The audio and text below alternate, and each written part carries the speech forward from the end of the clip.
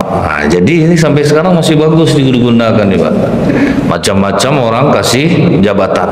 Tapi coba orang miskin kentut sedang makan. Maaf Pak, terkentut akhirnya gara-gara jabatan, gara-gara uang, kita pilih yang lain. Kita berharap sholat menenangkan jiwa. Tidak mungkin Pak.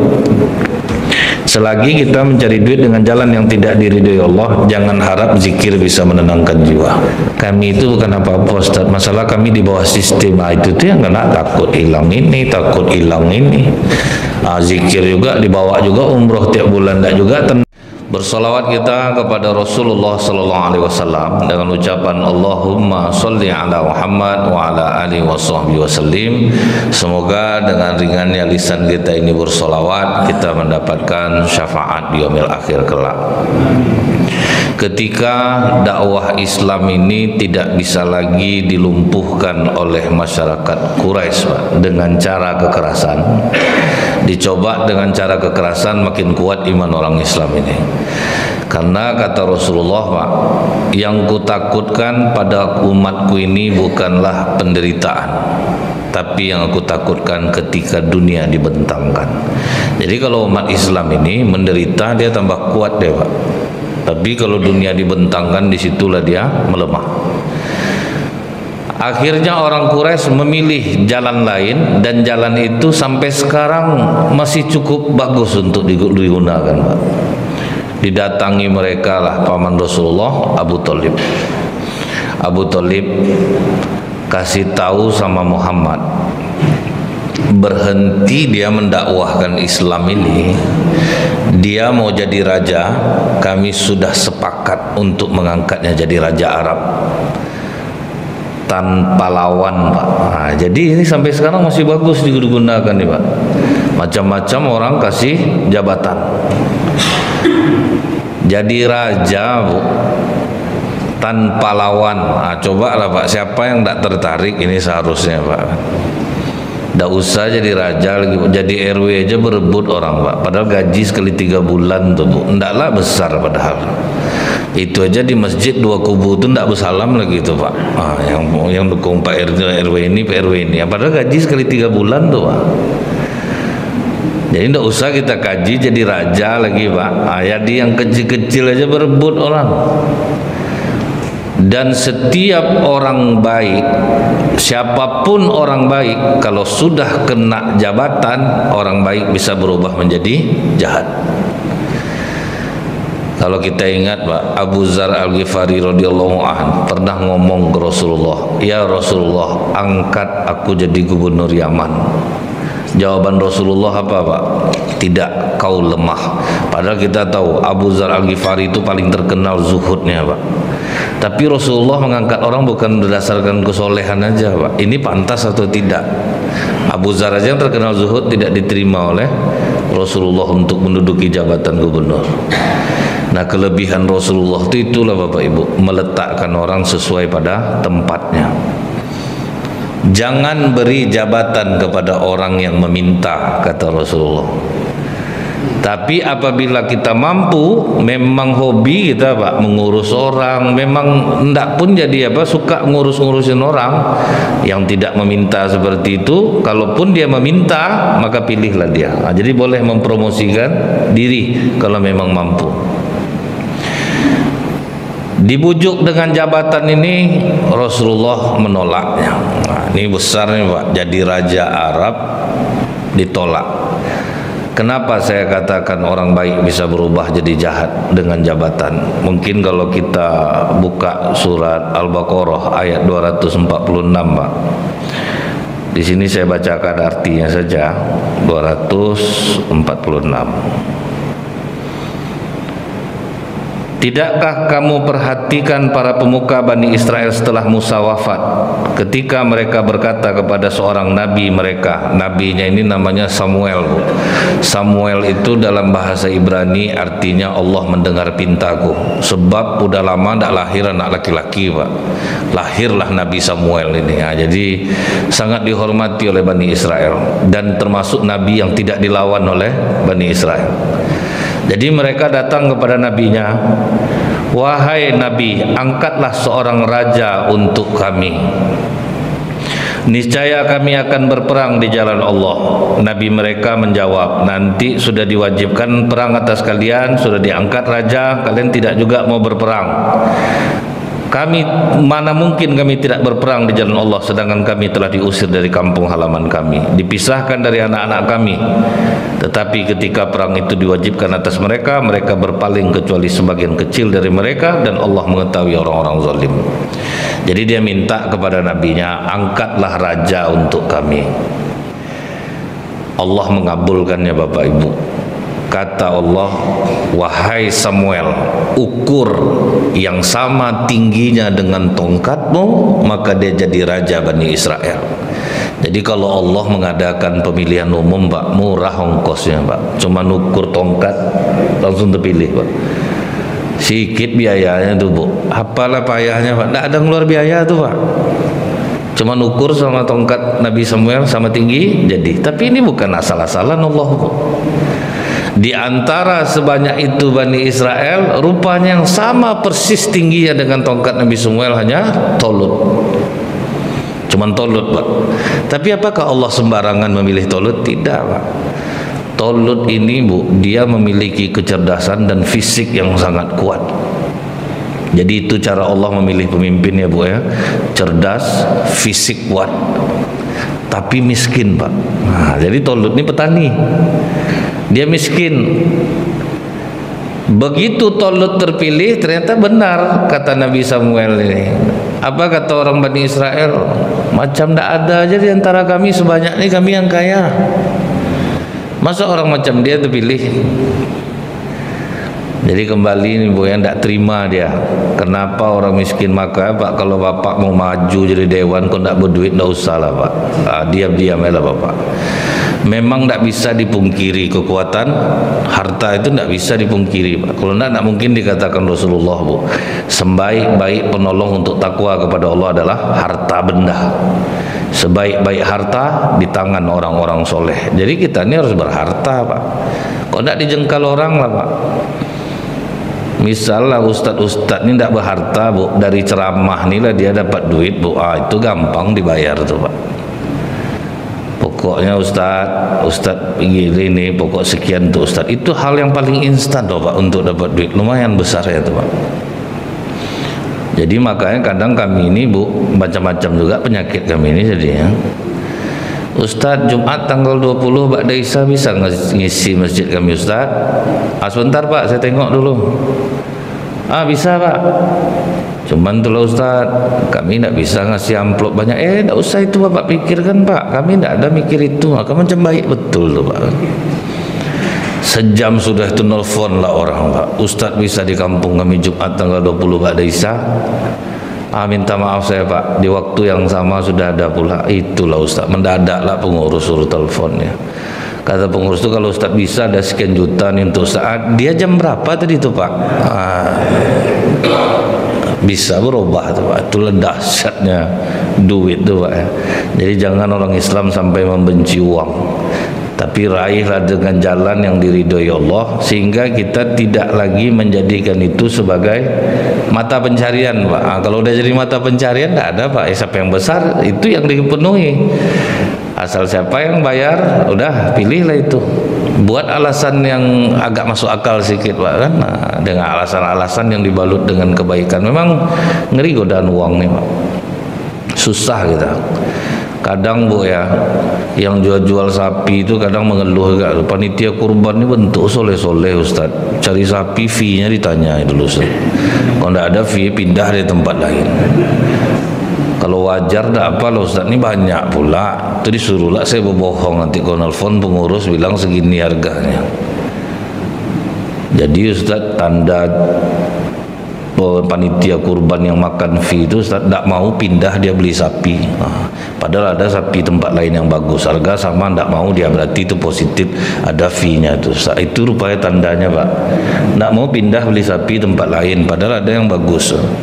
Jadi orang Bu, kalau soal duit nih Bu, mau duit masjid tidak ada Pak, diantam orang juga sekarang nih Pak. Zikir kadang-kadang terpejam-pejam mata Bu, kota infak lewat juga, ada ndak ya? Makanya betul kata Rasulullah itu Pak ya, jangan nilai orang baik karena dia rajin sholat. bergaullah dengannya, baru kalian akan tahu dia baik atau tidak. Jadi sholat belum bisa menjadi acuan orang itu baik atau tidak. Nah kemudian Bapak Ibu, karena Tolut ini miskin Pak, protes orang Bani Israel, kami tidak mau nerima dia miskin, sementara kami banyak punya harta. Karena tidak bisa dipungkiri orang berharta ini ngomong Pak, lebih didengar lagi Pak. Kalau orang kaya ngomong, Bu, masjid ini kita buatlah macam ini ya Pak pengurus ya, diam aja lah Pak, selesai sama dia. Telunjuknya betuah Bu, tunjuk orang kaya itu betuah Pak. Tapi coba orang miskin ngomong, Pak mau masjid, banyak lah cerita kau mau pakai AC, kipas angin, masuk angin kok, oke lah AC. Memang kurang Pak didengar orang, itu fakta, nggak bisa dibantah itu Pak. Orang miskin itu lebih kurang didengar omongannya walaupun benar. Coba lah Pak, misalnya sedang makan nih Bu ya, tekentut orang kaya, itu saya jamin tidak ada yang komplain Pak. Maaf Pak, Bapak tekentut saya Pak. Oh ya tidak apa-apa Pak Haji, bagus kentut tuh Pak Haji. Orang aja di rumah sakit habis operasi nunggu kentut tuh baru boleh makan minum. Lagi pula kentut Pak Haji ini lah busuk Pak Haji, dia tergantung makanan nih Pak Haji, padahal tidak tanggung pahitnya Pak. Tapi coba orang miskin kentut sedang makan, maaf Pak terkentut kau tidak ada, tidak berpikir kau, akhlak kau itu buruk. Nah itulah Pak. Jadi di sini kita diuji Pak ya, untuk tidak menganggap remeh orang dari keadaannya. Jangan pernah remeh orang dari keadaannya. Kemudian Bapak Ibu, mau tidak mau Bani Israel akhirnya menerima Tolut sebagai rajanya, terpaksa. Coba aja lihat Bu ya, kekuatan uang tuh Bu, orang kena bansos Pak, langsung berbeda pilihan Pak, ngeri Bu. Dia gini Pak ya, kami ini kadang-kadang ngaji ibu-ibu nih Bu, dalam sebulan tuh 2 kali masuk, Rabu Ganjil 1, 3. Pas Rabu Ganjil yang pertama datanglah caleg dari partai apa gitu Pak, Pak Ustadz minta bantu sebentar waktu, kata Ibu Ketua nih.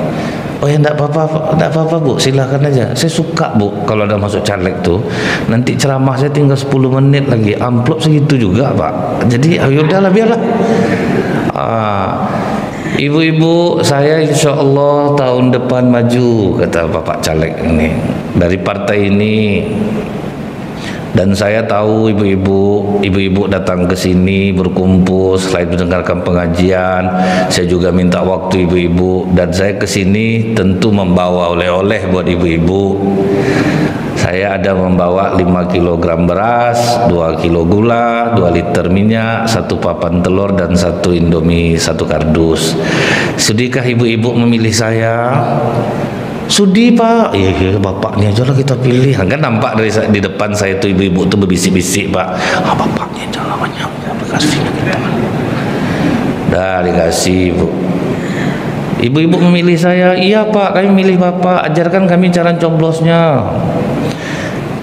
Minggu ketiga, Rabu minggu ketiga, saya kan ngisi lagi Bu, datang dari partai lain lagi Pak. Di situ ketawa saya nengok ibu-ibu nih Bu, azab di PHP yang anggota dewan tuh Pak.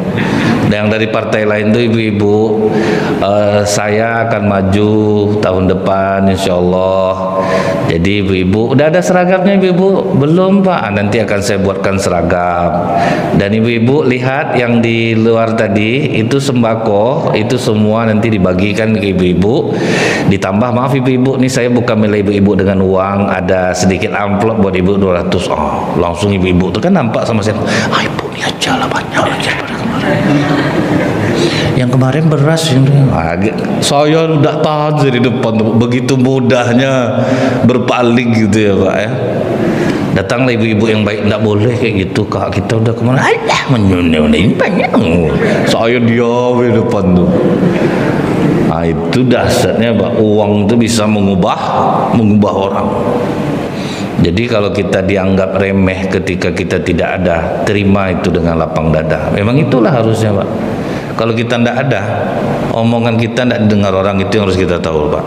Di keluarga tidak dihargai, udah selesai itu, Pak. Terima aja keadaan itu, janganlah kita bantah. Banyak-banyaklah bersabar, banyak-banyak berdoa. Apalagi udah pensiun, pemasukan kurang, agak lambat dibikinkan air, Pak. Jangan Bapak marah, sadar diri aja lah, Pak. Awak tidak menghasilkan lagi ini, merajuk-merajuk, Pak. Azab Bapak nanti. Ini udahlah, tidak punya penghasilan lagi dari anak, banyaklah merajuk ya, Pak.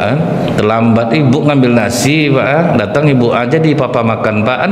Udah usah, tidak payah, tidak usah macam-macam itu, Pak. Tertinggal Bapak nanti, Pak. Susah. Jadi saya ingin kita menerima kenyataan. Menerima kenyataan, Pak. Kita direndahkan orang, diremehkan orang. Memang seperti itulah keadaannya. Setelah itu, Bu, begitu Raja Tolut diangkat, ingat tadi, Pak, yang mengangkat Tolut ini Allah melalui Nabi Samuel. Berarti Allah tidak salah pilih nih, Pak. Ini orang bagus. Dipimpinlah oleh Tolut pasukan untuk melawan Jalut. 7.000 pasukan ikut dengan sukarela dan terpaksa. Termasuklah di dalam pasukan itu Nabi Daud alaihissalam, yang beranjak remaja, beranjak dewasa. Begitu sampai di sungai, akan diuji Allah, Pak. Di kelanjutan surah Al-Baqarah ini ada sungai. Kata Tolut, siapa yang hanya menciduk-ciduk tangan, mencuci-cuci kaki, berarti dia ikut bersamaku berperang melawan Jalut. Tapi kalau meminum airnya, berarti kalian tertinggal. Kalian tidaklah pasukanku, kalian tidak berperang melawan Jalut karena kalian lemah.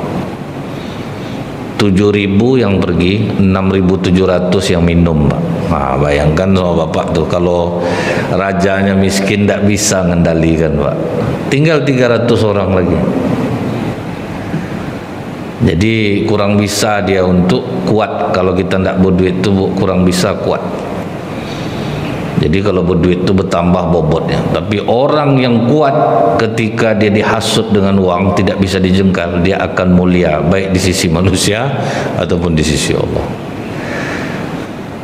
Mungkin Bapak Ibu pernah dengar ada donatur besar di Pekanbaru nih, Bu. Dia banyak membantu pembangunan masjid. Jadi anak donatur ini jatuh cinta lah sama imam masjid tuh, Pak. Imamnya ganteng, Pak. Donatur tuh tidak terima, Pak. Dikasih taunya ke ketua masjid, berhentikan imam kita. Kalau enggak, saya enggak mau nyumbang lagi di sini. Tapi ketua masjidnya hebat, Pak. Minta maaf, Pak Haji, imam kita tidak salah. Anak Pak Haji jatuh cinta itu bukanlah sesuatu yang salah. Yang dicintainya orang baik. Kalau Pak Haji nak nyumbang lagi di masjid ini, kami sedih. Tapi kalau memberhentikan imam, maaf Pak Haji, kami tidak bisa. Itu hebatnya ketua masjid. Akhirnya donatur itu, tahu Ibu, dibangunnya masjid tidak jauh dari masjid itu. Itulah keras hatinya, Pak. Kalau melawan dia, 3 yang tidak boleh dilawan, Bu, ya, secara duniawi itu. Penguasa, orang kaya, orang gila satu. Itu risiko sama tuh, Pak. Kalau dapat orang-orang yang ego, penguasa yang ego, jangan coba dilawan. Habis dibuatnya. Orang kaya yang ego jangan dilawan. Dia bisa menggunakan uangnya untuk mencelakakan kita. Itu orang gila satu. Sama risikonya tuh, Pak. Dibangunnya masjid tidak jauh dari masjid itu, Bu. Saya jadi korban ketika menjadi imam, Pak. Pas saya ceramah, pas Isya itu disuruh saya imam. Saya baca sabihis, imam sebelah baca wasamsi.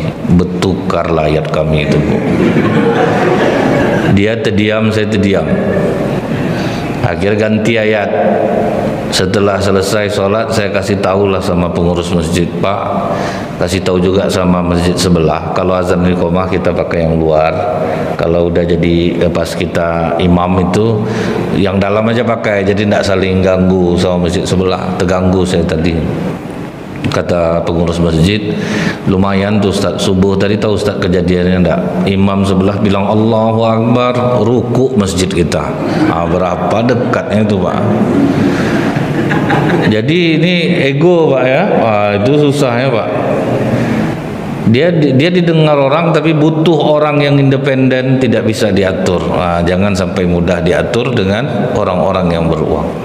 Karena banyak sekarang di Pekanbaru ini Pak, banyak dia nyumbang di masjid macam dia punya masjid tuh jadinya Pak. Itu yang susah tuh. Dia ngatur semua Pak.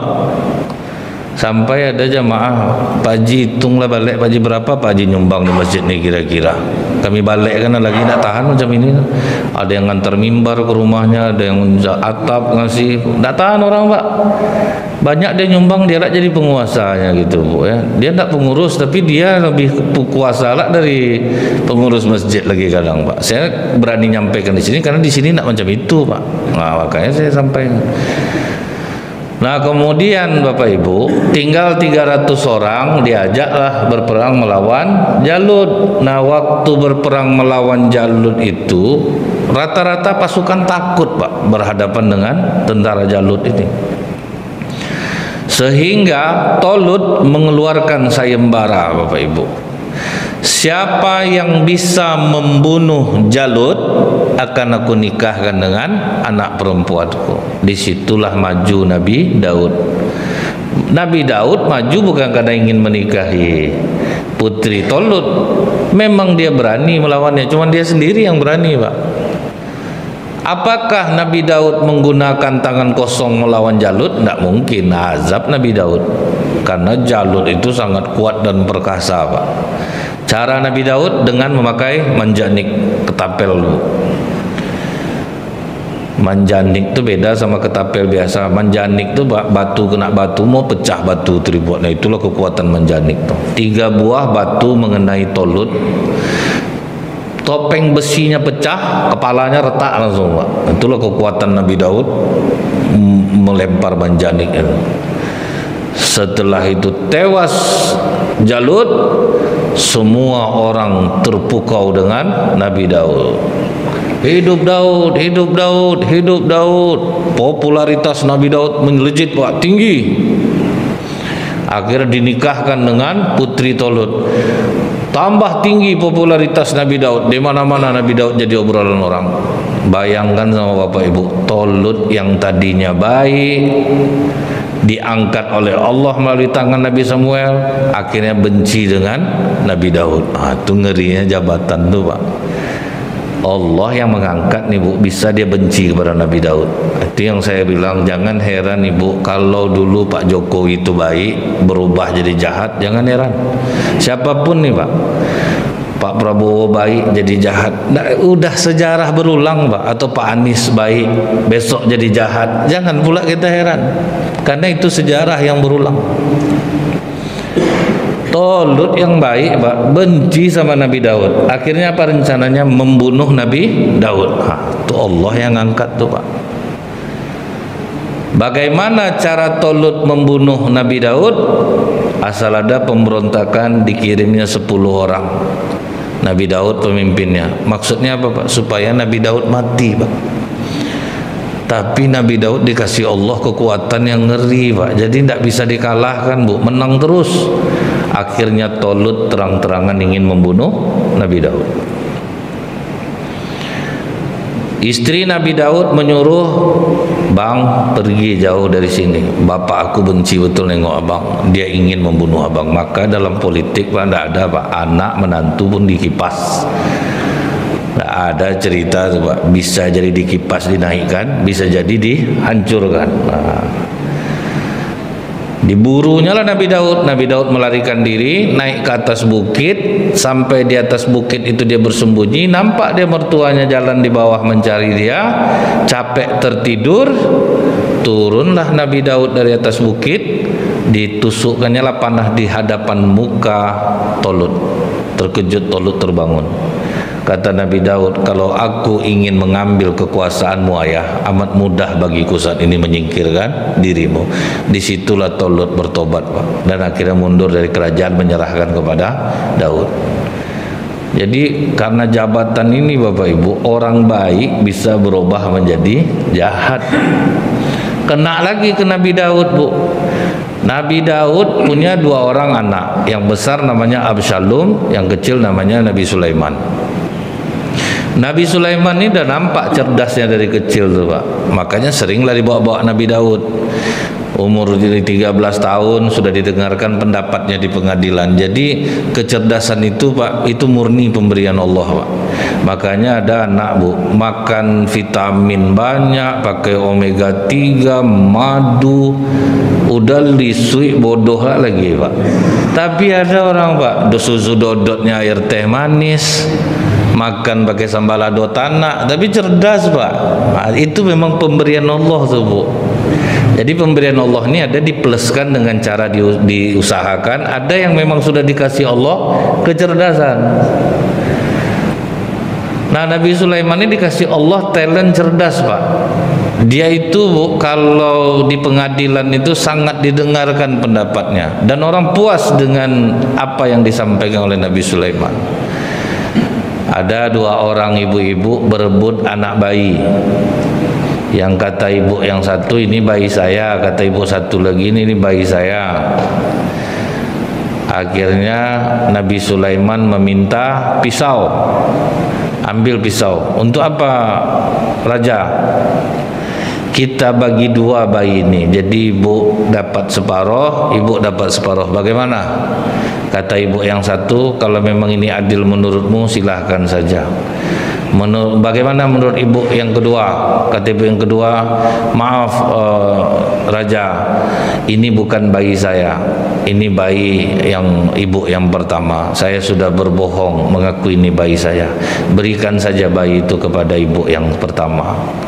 Maka Nabi Sulaiman langsung memberikan bayi ini kepada ibu yang kedua. Terkejut yang pertama, kenapa tidak dikasih saya? Tidak ada ibu kandung yang menyetujui anaknya dibelah 2. Ibu yang kedua ini dia rela, dia katakan dia berbohong asal anak ini tidak dipotong. Itu cara Nabi Sulaiman Pak. Jadi hebat dia, dikasih Allah kecerdasan yang sangat luar biasa. Abangnya Absalom melihat Nabi Sulaiman ini sering dibawa-bawa, ada acara pengadilan, di situ abangnya mulai sakit hati sama Nabi Sulaiman Pak. Ini nampaknya dia yang bakal jadi raja nih, kan seharusnya aku. Di situ Pak kena lagi. Akhirnya apa yang dilakukan Absalom? Mulai dia turun ke masyarakat. Asal ada masyarakat minta tolong diuruskannya. Jadi kalau ada orang baik-baik dia Bu diurusnya kita, belum tentulah niatnya baik lagi rupanya Pak. Diurusnya masyarakat Pak. Jadi tidak ada masyarakat yang sampai ke istana berurusan. Dia semuanya yang membantu. Sehingga kenalah hati masyarakat sama dia. Begitu kena hati masyarakat sama dia, diajaknya lah masyarakat untuk mengkudeta Nabi Daud. Dikudetanya bapak kandungnya sendiri, bayangkan sama bapak anak Nabi itu Pak. Disitulah Nabi Daud menyingkir keluar dari istana. Jadi kalau udah kena jabatan ini jangan bapak heran dari dulu sebaik-baik anak tuh. Sekarang jadi macam enggak usah heran Pak. Memang itulah ngerinya jabatan tuh. Saya ingat dulu Bu ya, jadi RW di Kelurahan Kota Tinggi dekat Mall Pekanbaru tuh. Tanpa lawan Pak pemilihan saya. Duduklah saya jadi RW. Awalnya biasa aja Pak, karena saya tidak menghendakinya. Tapi Pak, pas tahun pemilihan yang kedua Bu, baru terasa saya sayang jadi RW itu. Bayangkan sama Bapak, warga saya tuh Mall Pekanbaru Pak. Jadi tiap bulan puasa tuh minuman kaleng lumayan banyaknya Bu. Bangkit sayang saya Pak.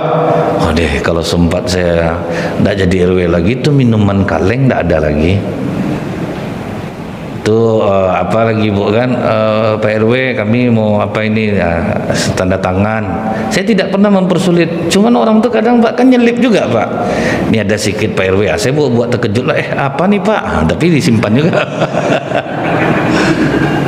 Mulai sayang dengan jabatan RW itu Pak. Makanya yang saya bilang RW itu Bapak jangan tersinggung, karena ini kejadian saya nih Pak.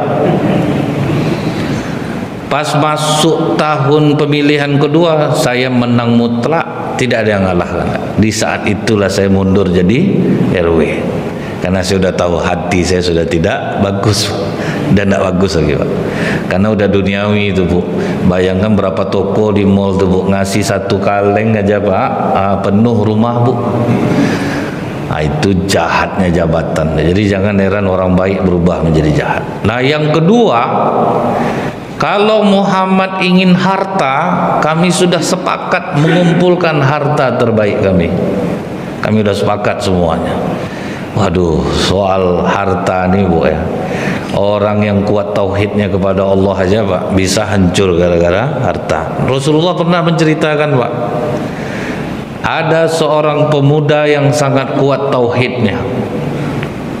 Di desanya ada pohon yang disembah oleh orang. Dia bawa kapaknya ke sana. Sampai di sana ditemui dia oleh iblis yang berwujud manusia. Mau kemana kau? Aku mau menebang pohon ini. Oh, kalau kau menebang pohon itu, kau berhadapan dengan aku. Apa urusan kau menebang pohon itu? Ini sudah banyak orang musyrik gara-gara pohon ini. Dan ku tebang pohon ini. Iblis itu melawan, langsung ditampar oleh pemuda ini. Iblis saja terkapar langsung Pak.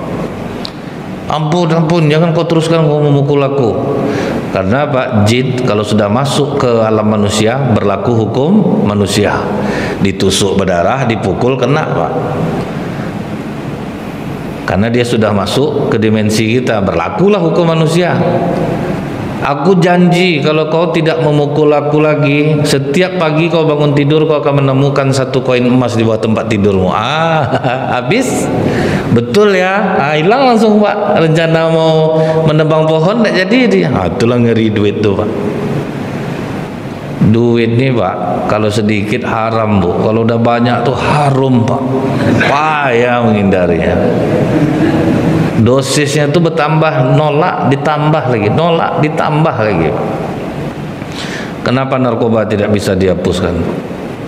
Misal ditangkap sama polisi, ini kalau kejadian di El Chapo namanya Bu, yaitu tuh mafia Kolombia itu Pak. Saya rasa ritmenya sama dengan yang ada di Indonesia. Ditangkap sama polisi. Saya kalau nangkap kamu ini berprestasi saya di kantor. Apakah setelah Anda pensiun Anda guna prestasi itu? Sampai enggak uang pensiun Anda 8 juta dolar? Diam langsung Pak. Kau pensiun mau enggak jadi apa-apa, atau kau lepaskan aku, kau terima 8 juta dolar. Akhirnya lepas Pak. Itu yang membuat dia kuat tuh jaringan tuh Pak. Enggak bisa dihapus itulah Bu. Atau ada polisi yang jujur enggak mau, sayang enggak sama anak sama istri. Enggak mau kau terima duit, hancur anak istri kau aku buat. Itu yang melemahkan lagi Pak. Jadi kalau udah sama duit tuh Bu ya, itu dahsyat. Akhirnya besoknya dia bangun pagi Pak, ditengoknya ada koin emas. Hari kedua dia bangun lagi ada koin emas. Hari ketiga dia bangun lagi tidak ada lagi koin emas. Dibawanya kapaknya balik. Dia mau menebang pohon itu. Dihadang oleh iblis yang sama. Kau mau kemana? Aku mau menebang pohon itu. Oh, kalau sekarang jangan kau macam-macam sama aku. Oh, tidak jerah juga kau kupukul kemarin. Langsung dia lah yang dipukul iblis. Dia lah yang terkapar Pak, tidak bisa bangun. Kenapa kau jadi kuat seperti ini? Waktu kau mau menebang yang pertama kali itu kau murni karena Allah. Jangankan aku, langit dan bumi pun tidak akan mampu mencegahmu. Tapi hari ini kau datang karena kau tidak lagi menemukan koin emas di bawah tempat tidurmu. Jadi kau lemah bagi aku. Jadi itu yang melemahkan tauhid kita ini adalah duit. Misal Bapak kerja nih Pak di bawah sistem, besok coblos nomor ini, kalau enggak kalian akumutasi. Akhirnya gara-gara jabatan, gara-gara uang kita pilih yang lain. Kita berharap sholat menenangkan jiwa. Tidak mungkin Pak. Selagi kita mencari duit dengan jalan yang tidak diridhoi Allah, jangan harap zikir bisa menenangkan jiwa. Karena uang inilah Pak tiangnya Bu ya, yang bisa menenangkan jiwa kita dan tidak itu. Kalau sempat bisa dijengkel dengan uang, inilah caranya Pak. Gimana tauhid mau kuat jadinya? Kami itu bukan apa-apa Ustaz, masalah kami di bawah sistem. Itu tuh yang kena takut hilang ini, takut hilang ini. Zikir juga dibawa juga, umroh tiap bulan enggak juga, tenang jiwa ya enggak lah Pak ya, karena duitnya sudah jalan yang salah jadinya. Nah itulah dahsyatnya pengaruh uang itu. Uang dibawa baik bisa baik, dibawa buruk bisa buruk. Contohnya duit bisa bawa baik itu Pak ya, Rasulullah dulu ada nama orang kaya di Mekah tuh Pak, Safwan bin Uyainah. itu sudah penaklukan kota Mekah daripada masuk Islam, lebih baik dia melarikan diri. Ya, gitu betul lah Pak, saking egonya dia kaya Bu. Kemudian dipanggil dia oleh Rasulullah, udahlah aku kasih kau waktu 4 bulan untuk berpikir menerima Islam nih. Nah, bergejolaklah perang Hunain. Pas perang Hunain itu dipinjam Rasulullah lah Bu. Bisa ndak pinjam baju besi kau? Dia banyak baju besi Pak. Dipinjamkanlah kepada Rasulullah baju-baju besi itu. Setelah baju besi dipinjam di perang Hunain, selesai perang Hunain, diajak Rasulullah dia ke atas bukit. Dikembalikan baju-baju besinya, ditunjuk Rasulullah ke bawah. Kau nampak seluruh onta, kambing, sapi di bawah itu? Nampak Muhammad? Semua itu adalah milikmu. Karena kamu telah meminjamkan baju besi kepada kami, akan dikasih harta itu Pak. Asyhadu alla ilaha illallah wa asyhadu anna, masuk Islam langsung Pak. Itu kalau duit bisa dibuat pakai baik, harta bisa dibuat pakai baik. Saya ingat Bu ya, dahsyatnya duit ini bisa membawa kebaikan. Pengurus-pengurus masjid Pak, saya ingat tuh masjid Ita dulu Mah Pandau itu dia waktu itu kan saya bilang, kapan lah kita buat gulai kambing. Akhirnya Pak setuju pengurus Pak, buatlah gulai kambing. Bulan November 2023 itu hujan sangat deras Pak. Jadi diumumkanlah sore bahwa besok kita habis ceramah subuh kita akan makan gulai kambing. Dan subuh giliran saya itu Pak, hujan sederas-derasnya Pak. Sederas itu pula jamaah yang datang. Bukan karena saya Pak, gulai kambing tuh Pak. Jadi itu duit bisa buat baik tuh Pak. Ada duit bikin bro. Saya lihat kenapa Masjid Jogokarian tuh begitu ramai gitu Pak ya. Itu duit dari umat, betul-betul untuk umat tuh Pak. Dan kedua di sana orang tidak bisa nyumbang ria Bu, karena tidak ada tulisannya Pak. Cuman dikasih kotak, isilah. Mulut kotak kami itu muat untuk berapa juta pun duit dan dijaga 24 jam.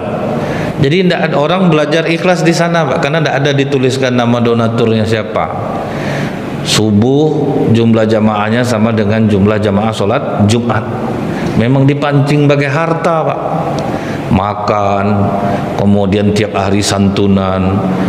Anak-anak di sana kalian mau sholat di masjid, ya ini modal, kalian jual sekitar masjid nih duit, ini modal 5 juta, tidak perlu dikembalikan, penting sholat di masjid.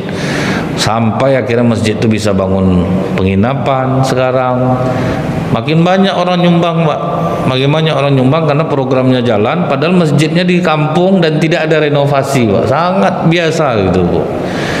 Tapi betul-betul duit tuh mengalir di sana Pak, ngeri Bu. Diservis terus, habis zuhur makan, habis asar makan, habis pokok dimanjakan Pak. Tulisan di parkirnya ngeri lagi Bu. Hilang mobil Bapak Ibu kami ganti baru, hilang sepeda motor kami ganti baru, hilang sendal kami ganti dengan merek yang serupa. Siapa yang tidak tenang sholat Pak? Hilang ganti baru. Kalau pengurus masjid rata-rata tulisannya apa Bu? Tolong dikunci ganda kendaraan Anda, karena kehilangan bukan tanggung jawab pengurus. Jadi berdenyutlah jantung kita asal sholat di masjid itu Pak, kan? Karena tidak akan ada yang tanggung jawab. Nah, jadi di situ Pak, duit itu bisa buat baik Pak. Jadi kalau orang-orang baik dia berduit, waduh itu enak betul tuh Pak. Ingat saya dulu ada ustadz ngundang ceramah Bu ya, ustadz dia ngundang ceramah, saya lupa nama ustadz tuh Pak. Itu yang datang justru dikasih uang Pak, dibuat di undangan di bawah tuh, diganti akomodasi. Jadi bukan ustadz tuh yang dapat amplop Bu, dia yang ngasih ke jamaah Pak. Ramai orang datang, ada yang tegini-gini matanya, pokoknya kan dapat transport Pak kan.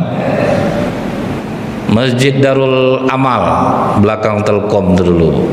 Payah ngundang orang ceramah Pak di masjid. Kalau macam Bapak Ibu nih mau ada makan, mau ndak kan udah kuat hatinya Pak. Ndak goyang lagi Bu. Di Darul Amal payah betul ngundang orang Pak ya. Datang orang rumah makan Taragung. Umumkan habis ceramah saya yang ngasih makan. Saya bawa lauk Taragung untuk kemari. Diumumkan jam 5 sore, maghrib dah penuh masjid tu.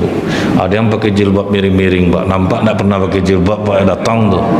Tu ada bapak, Bu, ya. Didorong-dorongnya pintu tu bergeser, Pak, didorong-dorongnya juga. Dah berapa lama dia tak ke masjid tu kira-kira tu. Jadi duit ni bisa buat baik, Bu. Janganlah dibilang tak. Itulah pentingnya, Pak, ya. Kalau kita berduit, kita bisa menggerakkan kebaikan. Nah, kemudian yang ketiga, yang terakhir, yang membuat orang Quraisy ingin melumpuhkan Rasulullah itu dengan wanita. Kau pilih, nanti kata kasih tahu kepada Muhammad itu Abu Thalib, dia pilih aja wanita yang seperti apa yang dia mau, akan kami nikahkan dengannya. Jadi kalau untuk urusan wanita ni, Pak, jangan pernah kita mengatakan iman aku kuat, tak mungkin lah, kami dah tua ni, tak mungkin, tak bisa, Pak. Ngeri, Bu. Ibu kalau tahu, ada dulu mujahid Islam namanya Abdah bin Abdurrahim,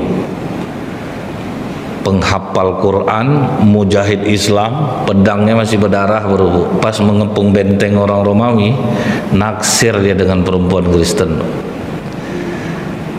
Ditulisnya surat, bagaimana aku bisa memiliki dirimu? Kata perempuan itu, tinggalkan agamamu, aku akan menjadi milikmu. Murtad, Pak. Tidak bisa dinasihati oleh sahabat. Bayangkan tuh, penghafal Quran, mujahid Islam. Siapa lagi, Bu? Yang membunuh Ali bin Abi Thalib karramallahu wajhah, namanya Abdurrahman bin Muljam. Itu gelarnya Al-Mukri, Pak. Pengajar Al-Quran yang memang disayang oleh Umar bin Khattab.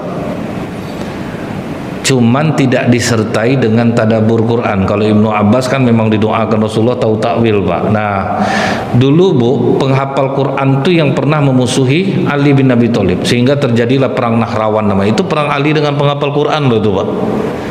Kalau Ali tahu tafsir Quran, mereka penghafalnya. Nah, itulah saya tuh sangat ingin sekali, Bu, mimpi ibaratnya pondok-pondok tahfiz itu punya pelajaran asbabun nuzul ayat, tadabbur Quran. Karena rupanya menghafal saja ngeri juga akibatnya, Pak, kalau dia tidak tahu maknanya. Contoh nih, Bu, ya. Surat At-Taubah 84. Allah melarang Rasulullah untuk tidak menyolatkan kemudian mendoakan orang di atas kuburnya. Padahal ayat itu untuk Abdurrahman bin Muljam. Jadi Rasulullah dilarang jangan solatkan dia, jangan berdoa di atas kubur mereka. Akhirnya kan ayat ini ditarik orang sekarang, Bu. Jadi dengan ayat ini kita tidak boleh berdoa di kuburan. Betul kan, Pak? Padahal asbabunnya turun itu sebabnya kepada Abdurrahman bin Muljam. Terus kita kalau berbeda faham, bapaknya misalnya dia ndak, bapaknya zikir bersama, anaknya ndak, anaknya ikut pengajian nih, maka dilawannya bapak sama mamanya. Tidak ada kasih sayang di antara kita, kita tidak bisa duduk dengan ahli bid'ah. Itu sesuai surat Al-Maidah Al-Mujadilah ayat 22, bahwa orang beriman kepada Allah dan hari akhir itu tidak akan berkasih sayang kepada orang-orang yang mengingkari Allah dan Rasulnya, walaupun itu ayah kandung mereka, anak kandung mereka. Ayat itulah yang membuat mereka tidak mau bersalam, marah kepada orang yang bertentangan dengan dia. Jadi kalau orang tua sudah berbeda paham sama kita, kita tidak perlu kasih sayang sama orang tua, maka mereka menjadi pelawan, Mbak. Dia taat ibadah, tapi dia suka melawan bapaknya, tidak ada salam habis sholat, tidak ada zikir-zikir tuh. Kami tidak perlu nurut sama bapak karena bapak sudah melakukan bid'ah. Padahal ayat itu turun di saat perang Badar, Pak. Sudah bertemu dua pasukan Islam dan kafir. Cuman orang Islam bertanya, ya Rasulullah, di situ ada bapak kandung kami, ada anak kandung kami. Apa tidak berdosa nanti kami bunuh ayah kandung kami? Turunlah surah Mujadilah 22. Maksudnya apa? Kalau sudah di medan pertempuran antara kebatilan dan kebenaran, maka terputuslah hubungan tali darah. Jadi tidak bisa dibawa untuk beda paham. Nah, itu maksudnya itu, Pak. Nah, Abdurrahman bin Muljam ini, Bu, dia penghafal Quran, dia bagus, tetapi dia tidak mengerti takwil Quran seperti Ali. Sehingga, Bu, begitu dia mau menikah dengan seorang perempuan, kata perempuan itu, aku mau menikah denganmu, tapi mas kawinnya kepala Ali. Disitulah dia membunuh Ali di malam 17 Ramadan gitu. Jadi ngeri, Bu. Satu lagi siapa? Ulama Madinah yang akhirnya jadi ateis, yaitu Al-Qasimi. Al-Qasimi itu Pak, ulama Madinah yang bukunya masih jadi rujukan orang pada hari ini, tapi dia akhirnya memilih mati jadi ateis, Pak, disebabkan pernikahannya dengan perempuan. Nah, jadi memang kalau orang udah dirayu dengan wanita itu Pak, ingat Bapak dulu Yasser Arafat dikasih perempuan cantik itu. Jadi memang hal-hal seperti inilah yang akan melemahkan kita nanti. Jadi mudah-mudahan ini bisa kita waspadai. Cuman atuk-atuk ini insya Allah udah aman lah tuh ya. Mudah-mudahan atuk nenek ini udah aman ini untuk anak cucu atuk dan nenek. Assalamualaikum warahmatullahi wabarakatuh.